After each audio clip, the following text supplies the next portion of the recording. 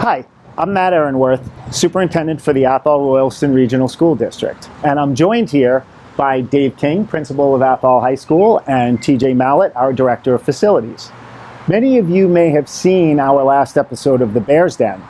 On that episode, we spoke about our potential MSBA project and the district entering into a feasibility study to potentially do some work on the high school.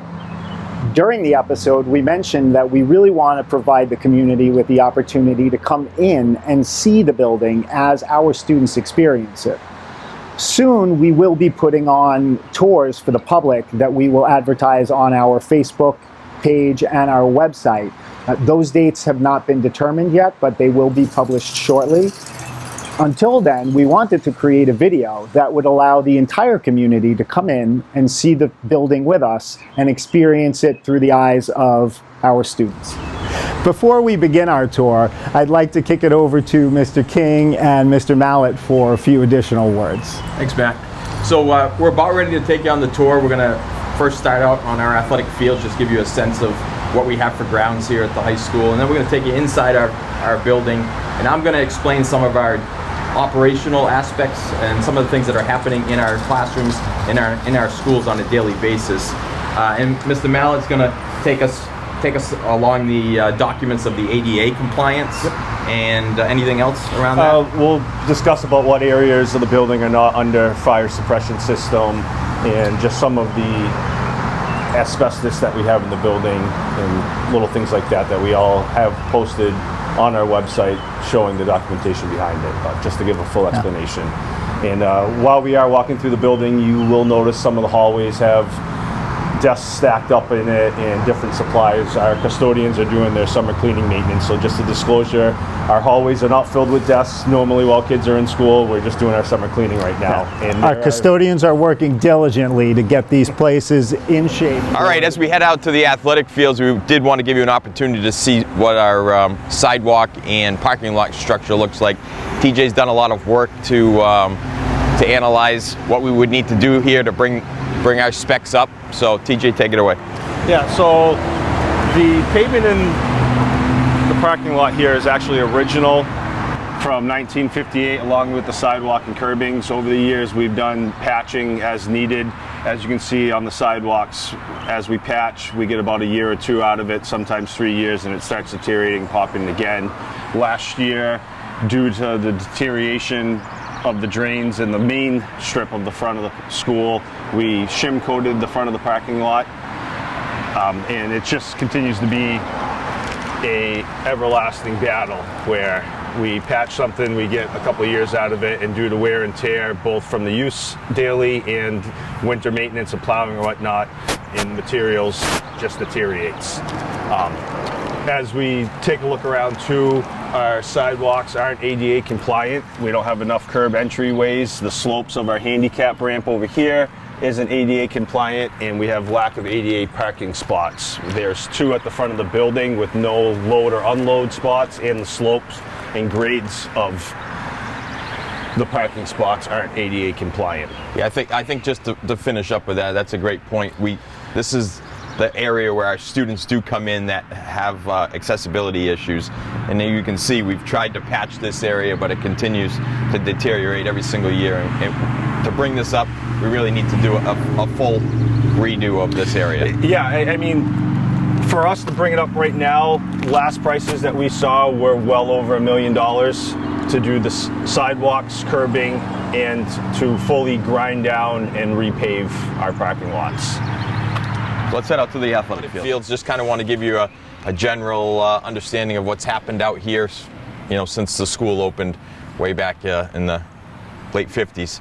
If you kind of span over here to the south, you can see that used to be the grandstand area with our press box out here. That was condemned probably, you're talking 10, 12 years ago. That was condemned, and we actually had to fill in that back area that faces Lake Ellis, and we had to move it all the way over here to the east side of the field. So we had to reconstruct a new press box, and we just actually used the bleachers that were over on that side and moved them onto this side. So we currently just have one set of bleachers now on our home side of the field. We kind of span down at the track. This is the original track. It's a cinder track. The track requires to be graded consistently if you were ever going to keep these weeds out of here. So we do that periodically throughout the year. Hasn't been done since about May, so you see some of the weeds growing in. But this track has not been used for an actual home boys and girls track meet for nearly 10 years. The quality of the cinder does not meet today's standards. Schools are using synthetic tracks. 95% of schools in Massachusetts are now using synthetic tracks for their boys and girls track meets, so we have not had a meet here. Just figure out the cost of that. You put students in a bus for all of your events, send them on a bus to an away meet. It's quite an expense. If you kind of span around the fields are all in good use. Athletic Association has spent money on putting irrigation throughout this area, so the fields are in good quality. Once we get them mowed, we get them mowed about once a week in the summer here. And kind of span up at our lights. Our lights were collaboration between a lot of individuals in the 1990s, early 1990s, and they put these field lights in, and we've used them consistently in the fall every single season. Since that time, they've met their lifespan. Those are called candlesticks. Those candlesticks are at a certain height. They're way below the height that most fields have their candlesticks set at right now. And the number of lights that are on each one of these fields currently are way below. So the visibility when you're out here playing a night athletic event is way below what the standard is for night games. You can see the quality of those lights. At this day and age, you'd be upgrading to energy efficient lights and things like that. So, our athletic field has been really sponsored and supported by the Athol-Royalston Athletic Association. You can see we've got some trap rock over here. We are going to put out a new concession stand completely funded by the Athol-Royalston Athletic Association, because our old concession stand, which is directly in front of me, no longer meets the health and safety requirements of putting individuals in there and running a safe concession stand out of there. So that's what it looks like out here on O'Brien Field and our athletic fields. Yeah, and I'd just like to add too, so last year with our lights on some of our light poles, the bracketry and hardware that's been original to that from the early 90s has deteriorated and rusted away, and they were breaking loose. So if we were to span and look at that light tower right there, you'll notice that the head up top is actually about 18 inches lower than the rest. One of those brackets had actually can't come off. There's two brackets on there and one bolt let go, so it's dropped down. In the coming months, part of a energy upgrade inside the building of redoing the lights, we've actually been able to encompass this into that same project. So we're not getting new light poles, but there is going to be new structures attached up top with new LED lighting just to help keep it safe. In the meantime, you'll see that there is caution tape in certain spots around just to try to deter people from walking through. Like Dave had mentioned, when we moved the bleachers over, it's the original bleachers that was on the opposite side of the field. That is also non-ADA compliant. There's no designated handicap seating or ramp to get up to the bleachers. Even with our existing concession stand, the pavilion that we have out here, all of that stuff, when looking over having the assessment done of ADA, those are all non-ADA compliant because there's not designated pathways to any of these structures out here. Same with our softball field and hardball fields. We do have a small set of bleachers over there to watch games, and there's no designated pathway. So we do the most we can with what we have out here, maintaining the grounds. But as we get into bigger and bigger stuff that we need to take care of, the funding's not there right now for us. All right, as we head in, you can see the pavilion that's here. It was part of some donations, and once again, another project from the Athol-Royalston Athletic Association. A lot of the upgrades that have happened out here are in large part to their support. We're going to head into the gym, and then we'll continue the tour of the rest of the building. Okay, we're here inside Mallet Gymnasium. It definitely is a special place for us. A lot of quality upgrades have happened here, both to the bleachers, which was supported by the Athol-Royalston Regional School District as part of an upgrade here. We actually had the wooden bleachers fail in here, so with that we knew we needed to upgrade our bleachers, so that happened. The rest of what you see in here is large contribution once again to the Athol-Royalston Athletic Association. That includes consistent upgrades to our floor. When I say upgrades, that means sanding them down, painting the new lines, making them vibrant. Upgrades to our pads and our backboards. The banners are all done. The painting in here is all contribution from the Athol-Royalston Athletic Association. I will say this is the original floor, 1957, 1958 floor. It gets maintained once a year, gets wet sanded down, and then we put the varnish over the top of it, so it looks nice. But every 10 years, this floor needs to get sanded down because the orange comes out and the floor gets really dark. So the last time we had this done was about 10 years ago, and when Butlers came in to do the floor the last time, he says it's probably the last time you're going to be able to sand that floor down because the nails are starting to come through. So this floor, this wood is very, very thin, and the next time we try to address that, we'll probably need to start looking at putting a new floor into this gymnasium. So that's what you got here. We got new basketball hoops, we got a batting cage. All those were donated to us by the Athol-Royalston Athletic Association. Over the last 2 years, we started and completed the lightings in this gym. Year one, we did just the main court. Last year, we did all the perimeter above the bleachers also. Like Dave had mentioned, that these are newer bleachers, probably 20 years now. Less, probably 12. 12. We do regular PMs on them yearly. We have a company come out and do a PM. Even with the preventative maintenance that's done on them yearly, it still has cost. Besides for the cost of the preventative maintenance, we just recently, they were in actually a week and a half ago, and it was a $20,000 project for all of the cabling that was in the bleachers, not due to lack of maintenance on it, but due to the wear and tear of the continuous operational use. They had deteriorated. So that was a project that was done last week or the week before. We'll start wet sanding on the floor next week, and like Dave had mentioned, if we were to actually do one more sand and bring it down, all the nails would be exposed and then the gym would not be able to be in use. So that's something that's on our mind at all times. If you notice as you drive through past the high school in the winter, you'll notice that the windows are open. The heating that's in here is part of a centrifugal loop. There is no control to maintain a temperature, so it's either on or off. If we were to shut the heat off coming to here, it also shuts the heat off to all the building, because this loop just comes off the boiler, comes up to this wing, and comes all the way around. So wintertime, if we don't have windows open, it can easily reach into the 80s into this gymnasium when it's not in use. Yeah. Just not any energy efficient. Yeah. Absolutely. All right, let's head down to the locker rooms. All right, we're down here in the varsity boys locker room. This area, once again, got an upgrade roughly 10 to 12 years ago. Put in new benches, put in new lockers. Obviously, we got some of the football pads out as we're preparing for the football season, but it's an adequate space. Our football team is about 40 players. Space here is not of 40 players, so on the other side is where we pick up enough lockers to house the entire football team or basketball team. So the space right now is not of adequate size. If you look at any of the MSBA requirements, all this space would need to be elevated.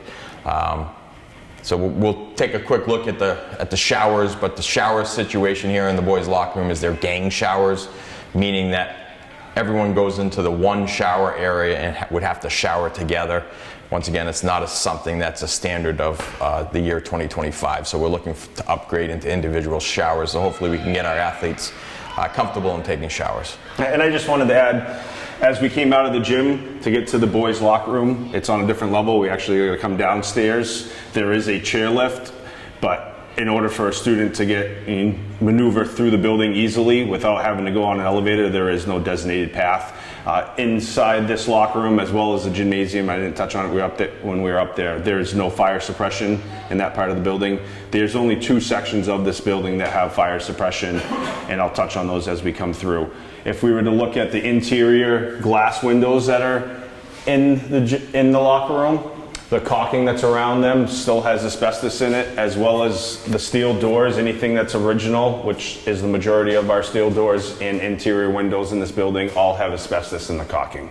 We're up here in the varsity girls locker room. As you can see, the space is configured much different than downstairs in the boys locker room. Basically, you just have a bench here and you got an ability to change, no ability to meet in here as a team. So definitely a different configuration, definitely doesn't meet the space requirements of MSBA.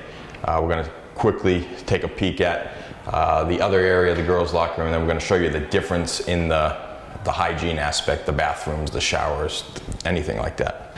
All right, we've stepped into the phys ed part of the locker room for the girls. And you can see the setup here where the varsity team would come out of their locker room. They'd set up around this bleacher area to have their team meetings. Lockers all had to be upgraded within the last 15 years just due to the wear and tear of what happened here. We made some significant changes up here in the girls' locker room to make sure that we kept the showers separated. So looking over my shoulder, you can see there's showers. There's about 8 to 10 individual showers, much different than the gang showers that are downstairs in the boys' locker room. So the space here is much more set up for today's standards of what students are looking for: privacy, individual stalls. Yeah, and similar to the boys' locker room downstairs, there's no fire suppression up here. There's been the upgrades over the years, but still the original footprint.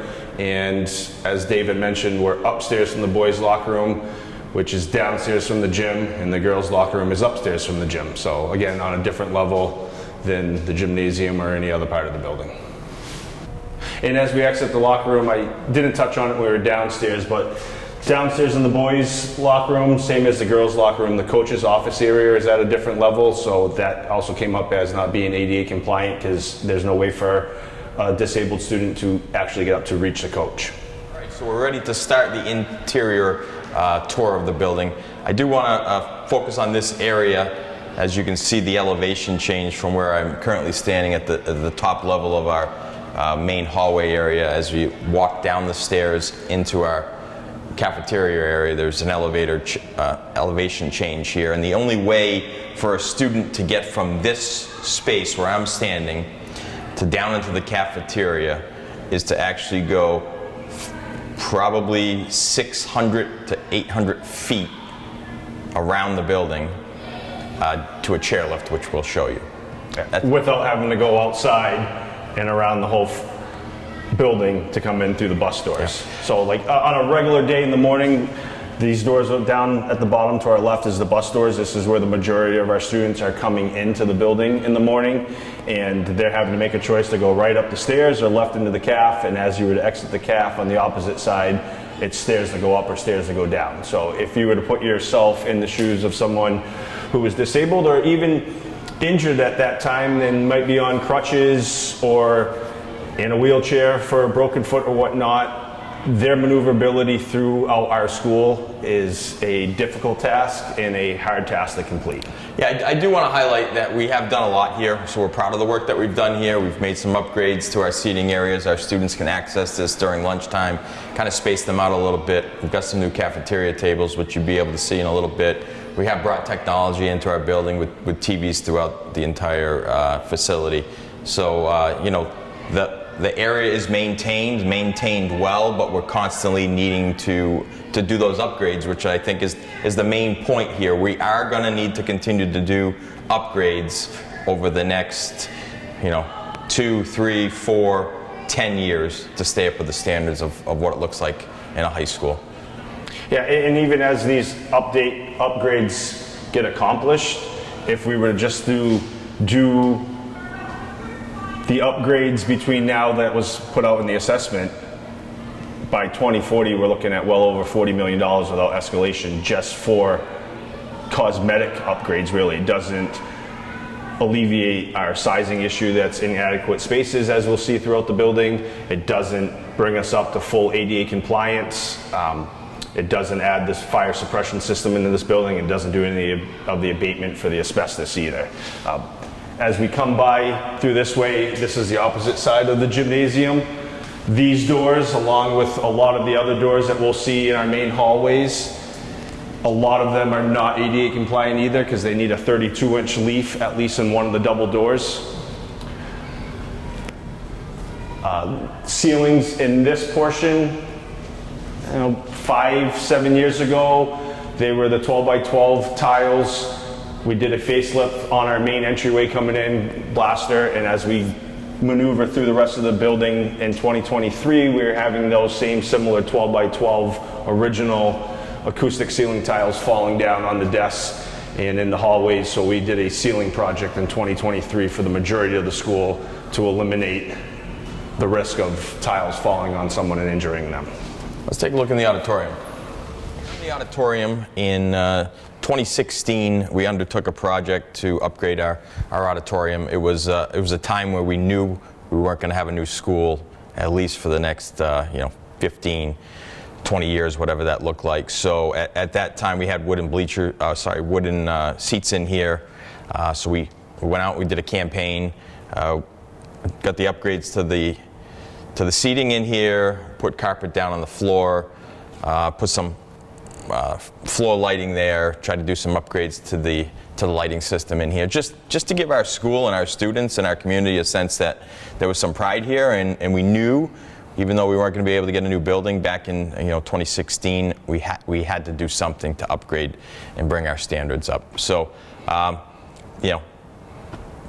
life expectancy on a seating project like this when we did it was about 20 years, 25 years, and if you kind of put that timeline out, if we get into a new building in the next 7 years, they're almost going to be at their max.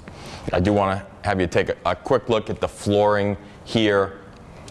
Underneath this flooring, I'll have TJ pick it up from here, is the original auditorium stage floor, and it just wasn't adequate. Yeah, the original floor that was underneath this was just a hardwood floor.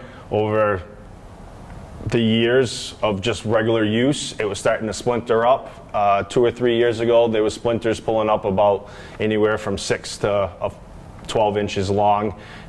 Again, to try to eliminate the risk of someone just walking on it and getting a splinter during the production or whatnot, we put this surface down. It will be able to be painted as they do different productions to their color. It has its pros and cons. While it's good to cover up the splinters, as the humidity levels change in the room, it buckles up and down, so you'll see that we've had to put screws with washers to try to hold it down. Like Dave had mentioned about with the seating upgrades in the carpet, it was cosmetic upgrades that we've done. If we were to span and look around in here, there's no designated handicap ramp up onto the stage. So if you were sitting in the audience, and again, if you were handicapped and you had to get up on the stage, you would have to walk out of the auditorium, through the main corridor, come down and come into this door that's on that level up there. And while the carpet looks great in here, the slope coming into the auditorium isn't at ADA compliant for their grade either. Ventilation in this area, there's an air handler that's original to the building that's actually up above us. It's adequate enough that, it heats the space, it overheats.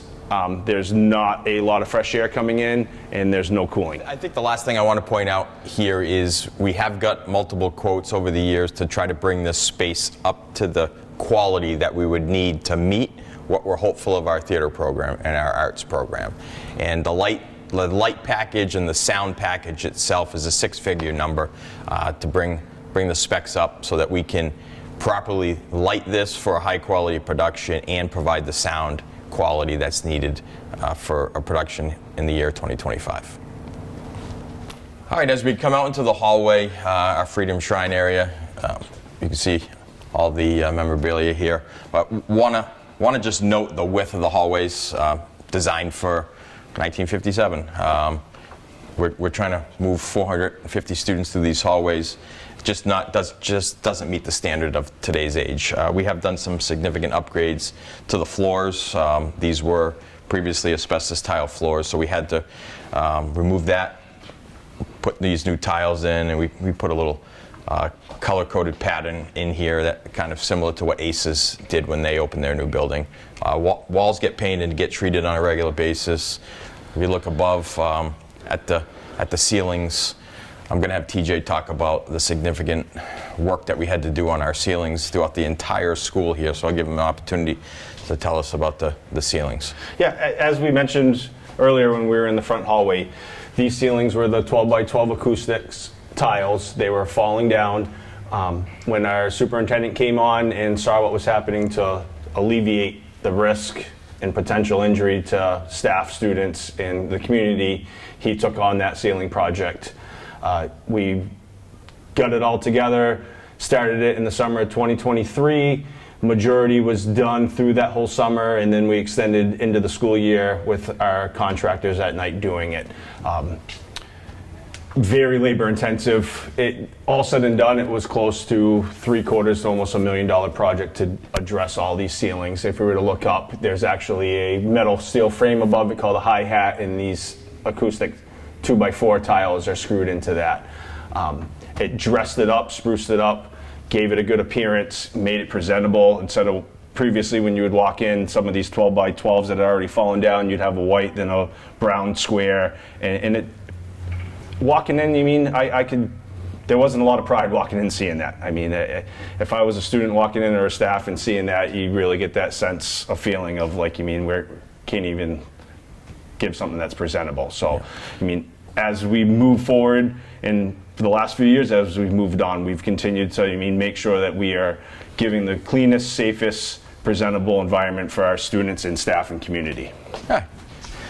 As we come down our college and career hallway, it's been a big initiative of us here at Athol High School is to do more in the realm of careers for our students and a focus on getting students access to early college classes starting as early as their junior year. So as you can see, this hallway once again had a floor pattern done here to try to bring it some life.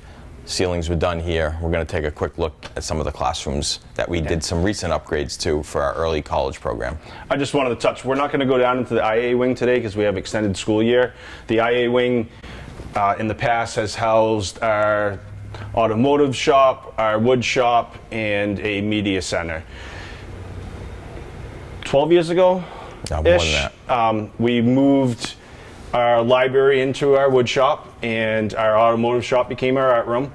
That freed up space to move our nurses suite into what was previously our art room and extend the classroom to make it a little bit bigger, which has now turned into our rooms that we're using for college career pathways. You're probably talking almost 20 years ago. Yeah, all those things were done. And what was previously our library moved up, like I said, into the wood shop. And as we come through, we'll show where the library used to be, which is now a science room. But if you were to scan down and look, that hallway is even narrower than the hallways that we're in right now. And like we had mentioned earlier, when we first started filming, that spot down in the back left, that's just one of the rooms that has been emptied out and hasn't been put back in together for our summer maintenance.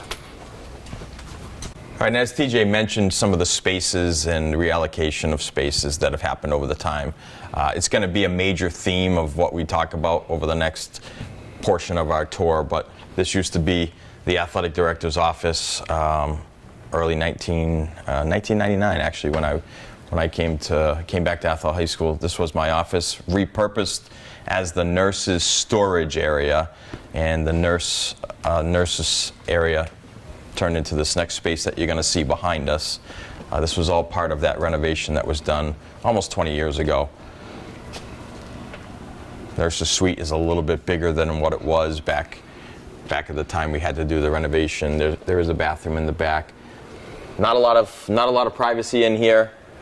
Not a lot of space, but definitely more space than we had before, and definitely repurposed. And still, it's going to be reoccurring as we move throughout this building. This space as well, even though it was more of a recent renovation, being 20 years out, the restroom isn't ADA compliant, doorways aren't, and same as when we touched on in the locker rooms, the caulking around these doors is asbestos. All right, so we're here in our early college classroom. 3 classrooms here, 213, 215, 217, all repurposed. Were all previous academic classrooms for instruction. This is now the landing space for our early college classes that happen on Monday, Tuesday, Wednesday, and Thursday. College professor will come into this space, access this area, and teach our early college students. In our early college program currently, we have over 40 of our seniors and about 40 of our juniors that are in that program. As you walk inside this next office, it is the headquarters for our early college and our Innovation Career Pathway program.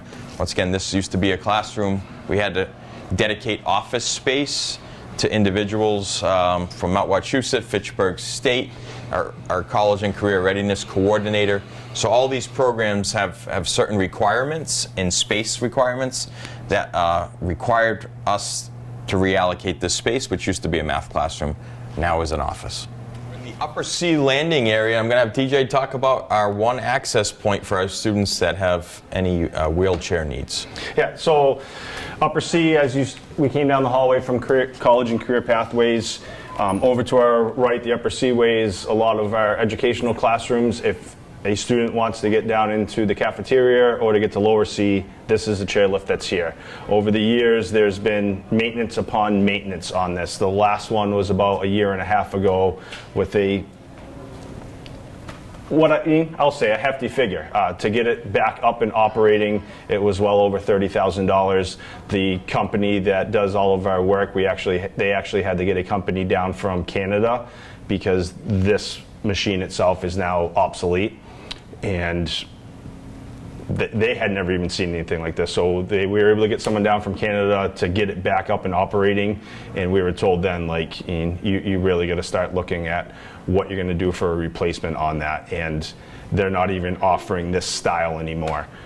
So, I mean, we'd be looking at entertaining of trying to figure out where we could actually do a full elevator lift, whether it's in a space in here, but then we run into structural concerns and whatnot, and the cost of, how many more hundreds of thousands of dollars are we going to put in, and where are we going to get that from at this time?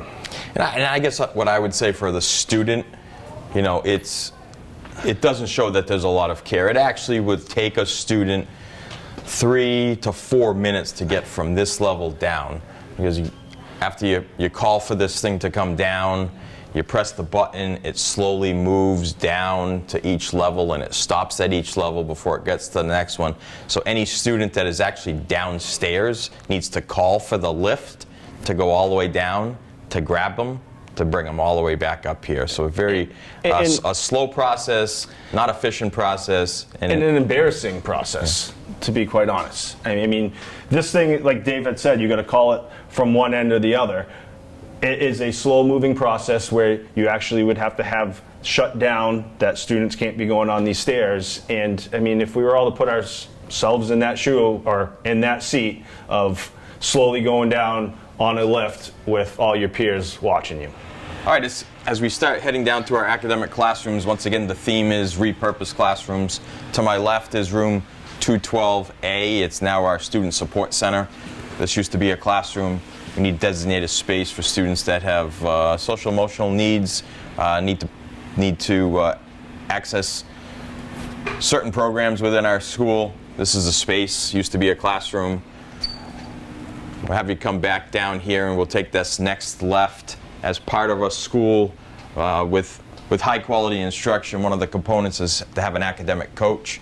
That coach needs space. That coach needs space to both work, but also to meet with teachers. So once again, this used to be a classroom area, has been converted into our instructional coaching space, where our instructional coach works with our teachers. And if you were to zoom down on the floor real quick, Josh, you'll see this flooring through a vast majority of our classrooms still. These are the 9x9 original tiles through the building that are asbestos tiles. I would say almost close to 100% of all of our doors going to classrooms are still original doors from 1958. Over the years, they've swelled, shrunk, and I mean, Dave can contest to it that as we run different lockdown drills or whatnot, we also receive the feedback of what doors were stuck that couldn't be opened, couldn't be closed. And as we try to maintain this, it comes to a point where we're going to have to make the decision of doing a full interior door project. We're going to swing into our classrooms. We've talked about a lot of cosmetic upgrades that we've done, but what we haven't been able to do is meet the academic and instructional needs of our students. So this is a chemistry classroom. Yes, we have had to do some upgrades to our propane and to our backflow for our chemistry class, some of the units that are needed for chemistry, but just the space itself that we're able to provide our students is not even close to adequate for the learning that happens in 2025. Technology has moved forward. We're no longer just using little pieces of instructional tools for our science classes. We've needed to broaden our instructional supplies, and you can see, just taking a look at the counter space, there's no space for any of our supplies that we need to operate a normal daily science class. So our storage method right now is up on the shelves. Underneath all of our cabinets, they're filled. Our back closet's filled with our glassware.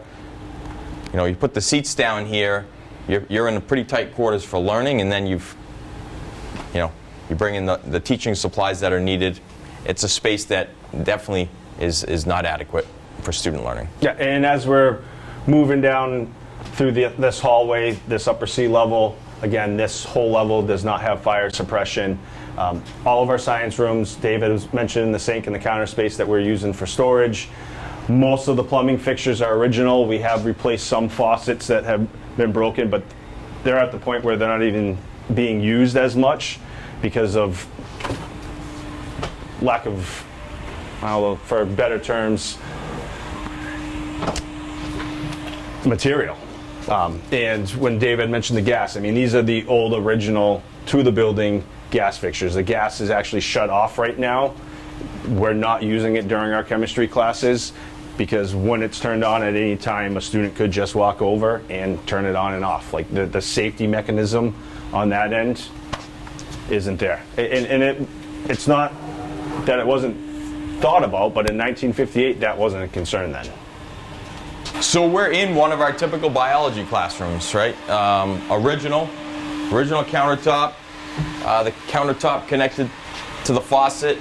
The faucet countertop has been cracked. We've looked to repair it over the years. Substantial financial resources needed to repurpose, restructure this entire area. It includes a gas, so we haven't been able to tackle that as the dollar number was so significant. A quick span around the room, you can see our cabinet areas have failed over the years. There's no other way to put it besides they're original. They failed over the years. We've tried to do the repairs on them, but it's going to be a significant overhaul to all of this space to bring it up to what's needed for today's teaching. You can see once again on the countertops, those are electronic panels for computers that are required for our classrooms. Take another quick span in the back. We have some 3D printing, which are all part of our curriculum.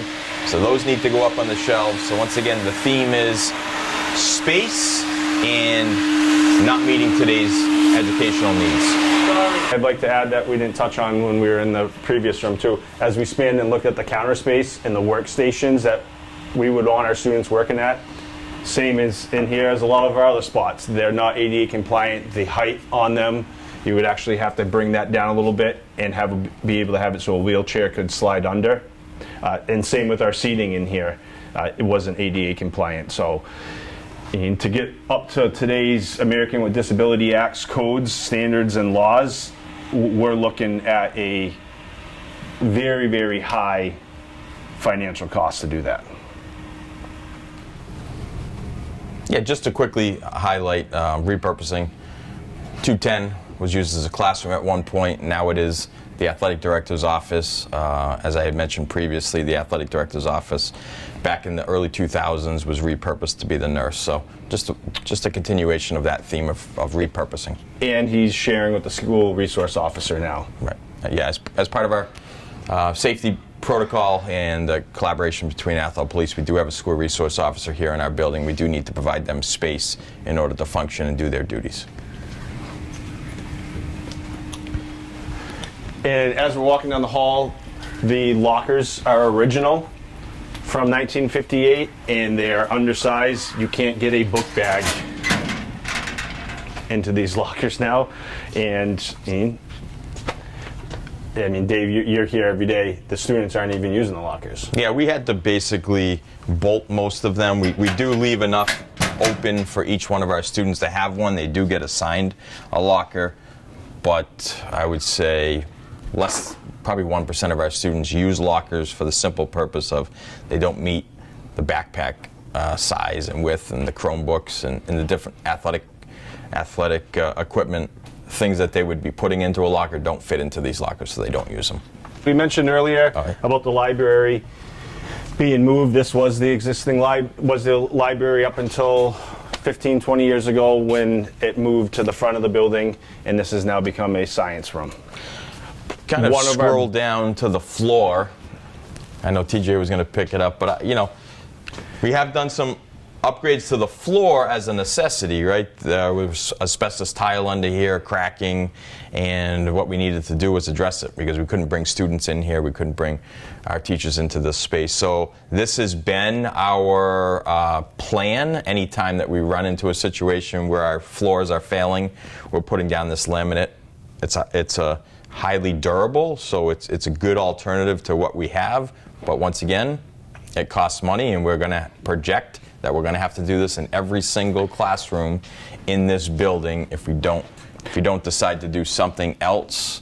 Yeah, and any room where we have the asbestos tile, so we didn't abate, we covered. So underneath this flooring is the asbestos tiles. The reason why this room got done was there was a section over on the left that was beyond what we, our custodial staff, could fix and repair by law. It was a section that ended up being like close to 6 feet by 12 feet that the tiles had started all popping up, and we scrambled to what are we going to do and what's our best course of action. So without having to abate, which is a multi-$1,000 fee in itself just to do that, we looked into it and found that we could cover, and this is what we went to. Like David mentioned, it's a very durable, it's a life-proof flooring. Residential, it's like a 50-year, and commercial, it's a 30-year lifespan. So, and it dressed it up, it looks good. And like Dave had mentioned, as it's something that we keep in mind as we do assess our floors every year. We do biannual inspections, but when it comes down time of, is this something we're going to repair or are we going to cover? Well, we're going to kind of just come over to the heatilator area, kind of give you an idea of what it looks like in our classrooms in the winter, and then talk about where we spent some money on the MSBA project. So you'll see this is one of those new windows that was done back in 2019-ish. 2019. So once again, new windows, double paned, much more efficient, was definitely a solid upgrade and was needed. We were not going to be able to maintain what we had going on in the school without that upgrade, so it was needed. But what we have found out, we did the upgrade to the windows, we did the upgrade to the roof, but we never did the upgrade to all the internal heating mechanisms. So what happens here is the heat just comes, pumps, one temperature on, and during the winter it's on all the time because it's needed based on the temperature.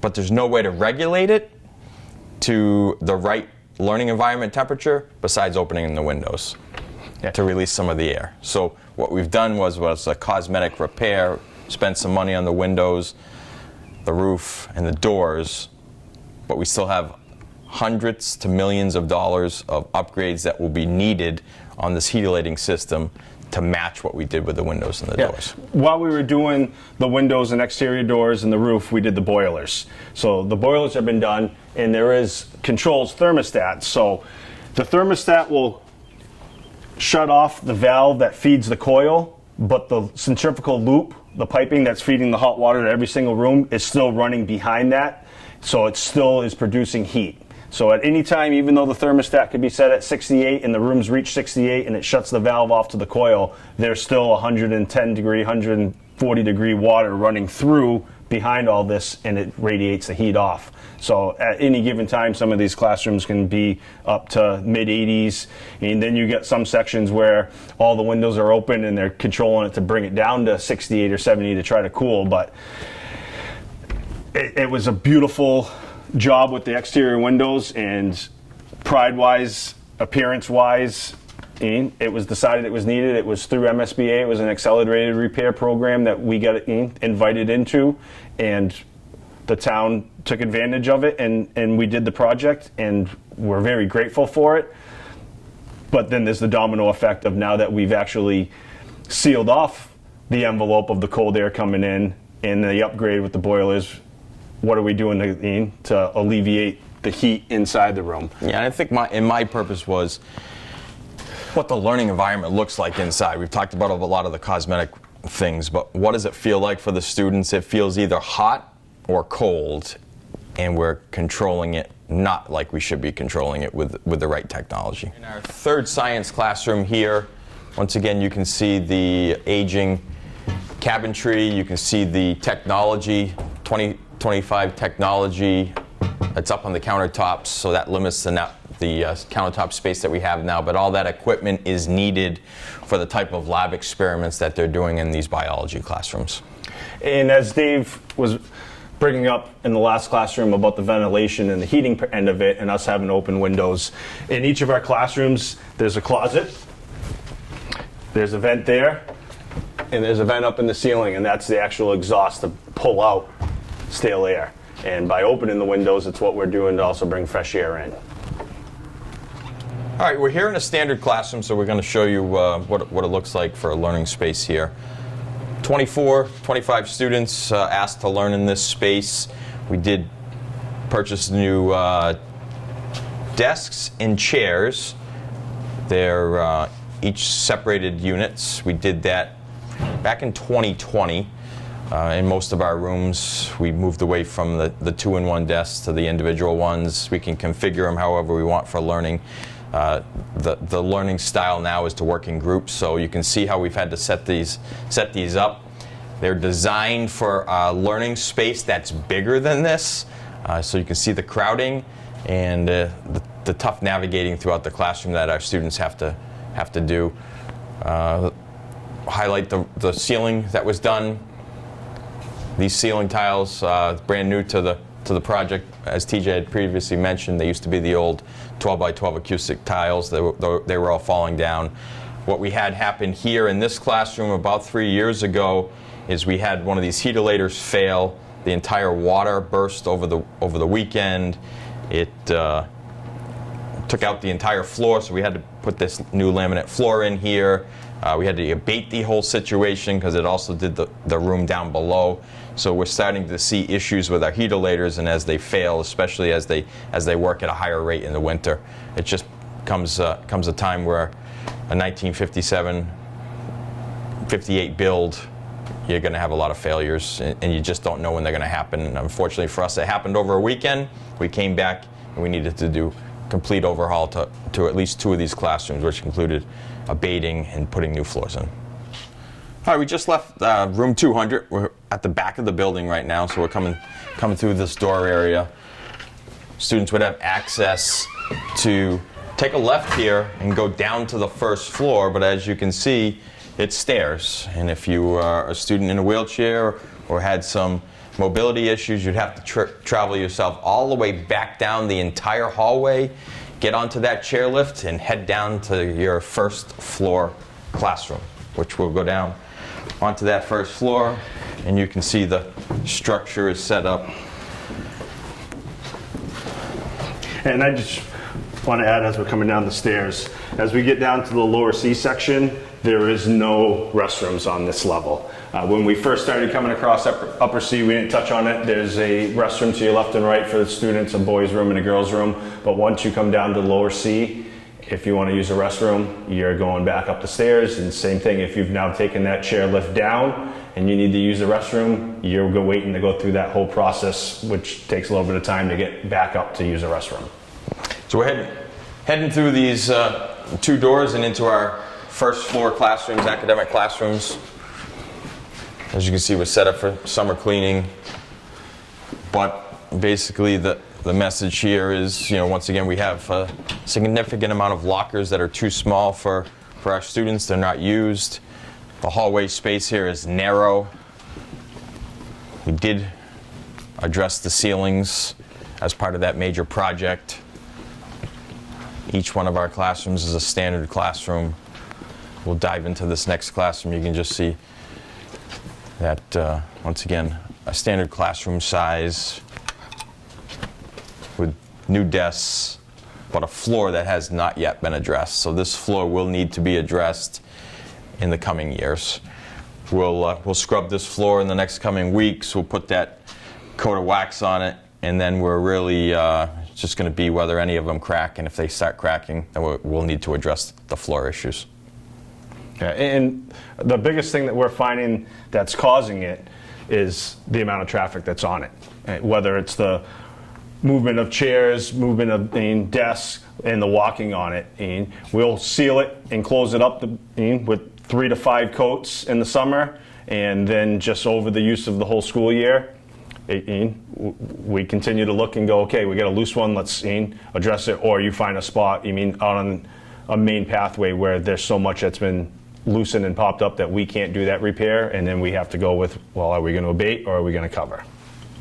And with the abatement, if we abate, we still have to cover it with something afterwards, so it's like a double-edged sword.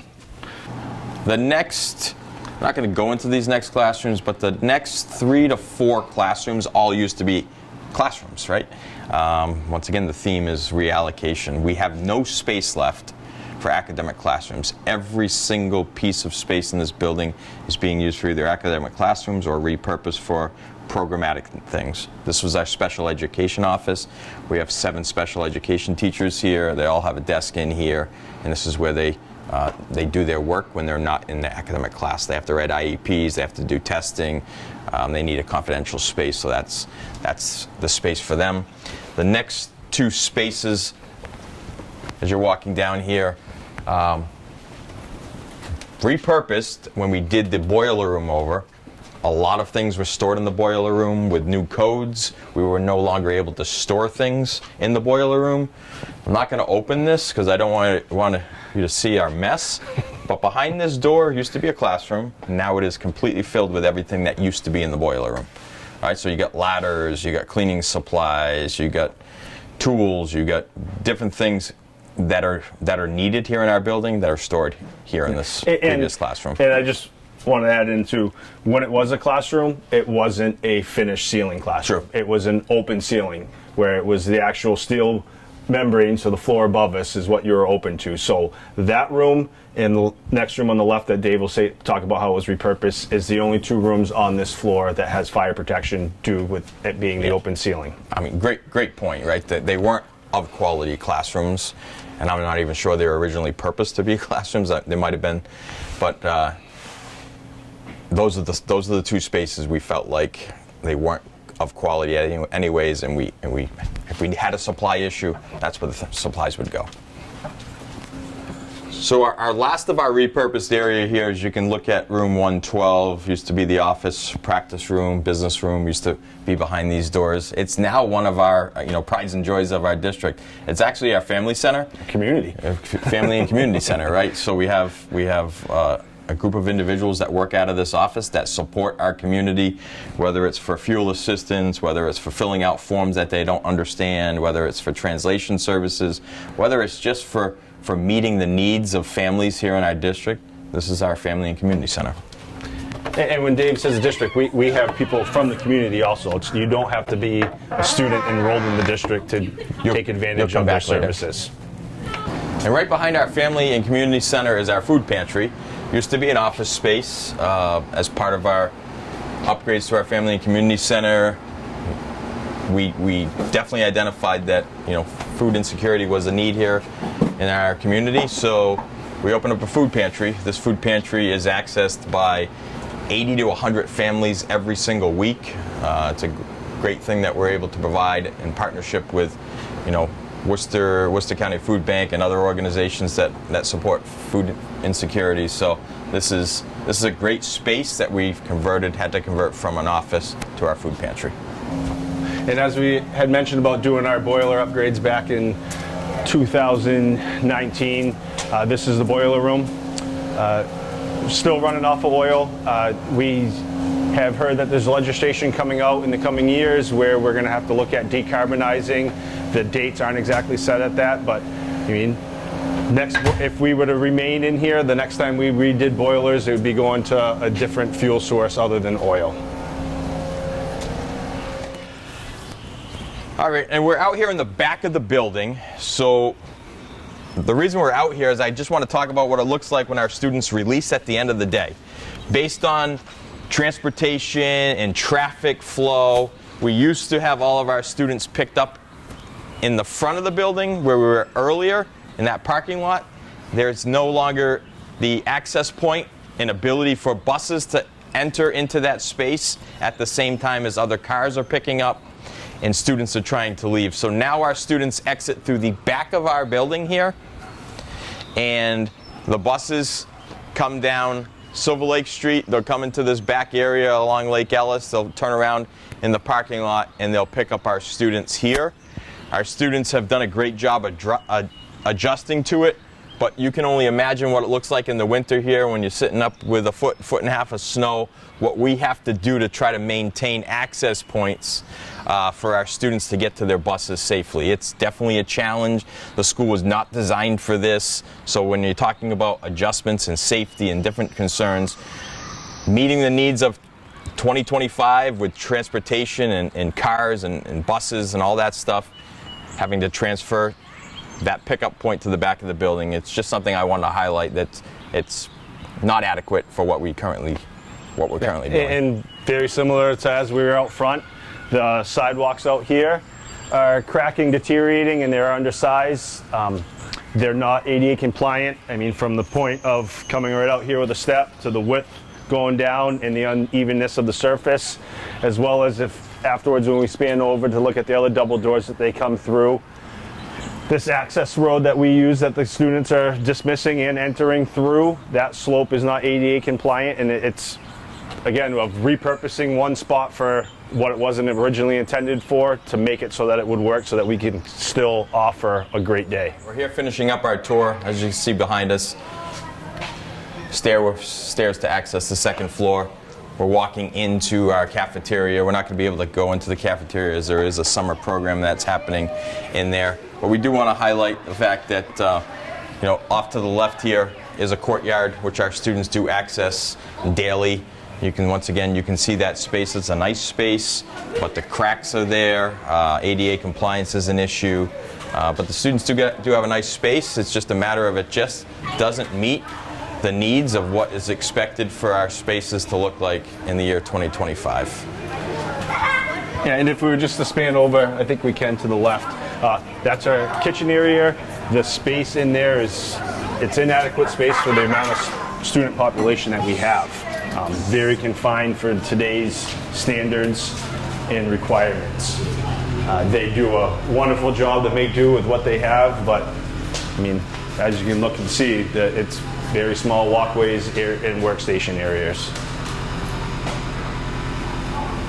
All right, in closing, we hope that you enjoyed the tour. We are going to have some in-person tours that run both in July and August, and look for those informational points on our Facebook page and on our district website. I'm not sure if you had anything else to close, TJ? No, I'm just, when we put this video out to share it, we'll also probably direct that you go to our district website, arrsd.org. There's a section at the top on the tabs that say MSBA project, and if you were to click in there, there's other different links.